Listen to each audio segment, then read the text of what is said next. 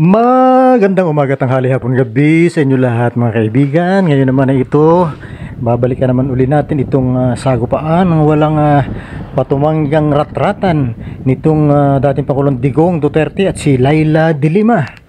Kasi nga di ba sinabi nga ni Senator Leila de Lima nung siya tuluyang makalaya at maakwit sa kanyang huling kaso sa droga, ay ang kanyang pahayag nga ay kakasuhan niya itong mga nagpakulong sa kanya sa loob ng 7 taon. Imagine nyo yun, mga 7 taon, tindi, Ngayon, nung marinig yan ni Digong, ay siyempre, yung kanyang usual na ika nga ay para mag-appear na siga-siga pa rin at bully, ay itong kanya sinabi,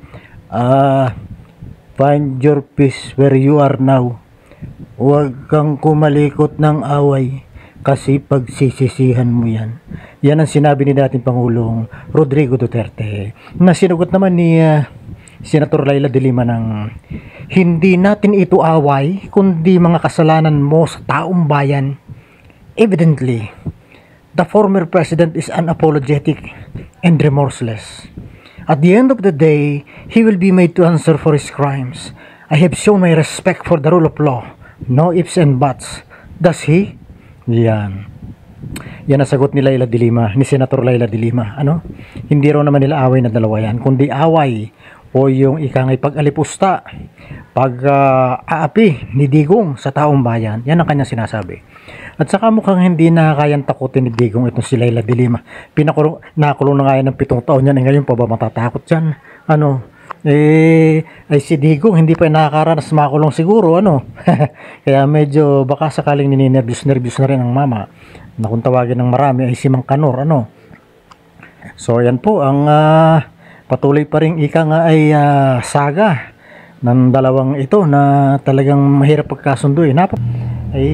Alam naman natin ito ay Aris si Digong, at sangayon sa zodiac sign na yan, sa ika nga ay mga nag-aanalisa sa mga zodiac sign ng tao, yan daw mga Aris ay talagang yan ay pagka nasaling mo ang ika nga ay pride, ay talagang ang expression naman ay parang ang nasirang si Mike Enriquez na ang kanilang paboritong isigaw ay hindi kita tatantanon. Yun ang mga paborito siguro ni Digong, So yan po lamang naman ang ating masasabi dyan. At sa aking tingin ay talagang tutuluyan itong si dating Senador Leila de Lima ang pagsasampa ng kaso sa mga nagpakulong sa kanya sa loob ng 7 taon.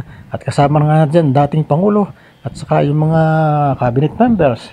Siguro malamang pati si Harry Roque kasama rin yan. So tingnan po natin kung ano-anong mga kaso ang posibleng isampa ni dating Senador Leila de Lima laban dito sa kampo ni dating Pangulong Digong Duterte, na yung kanyang pagkabuli ay talagang nangingibabo pa rin. At talagang sabi nga ni Leila de Lima, walang ka-remorse, walang pagsisisi, walang pagpapakumbaba, walang pag-apologize. Yan po ang pahayag ni Senator Leila de Lima. Samantala naman sa kabilang banda mga kaibigan, ito, napakagad ng balita nito para sa mga health workers, sa pandemic workers na hindi binigyan ni Digong ng kanilang allowance at ibinitin. Ito na magandang balita.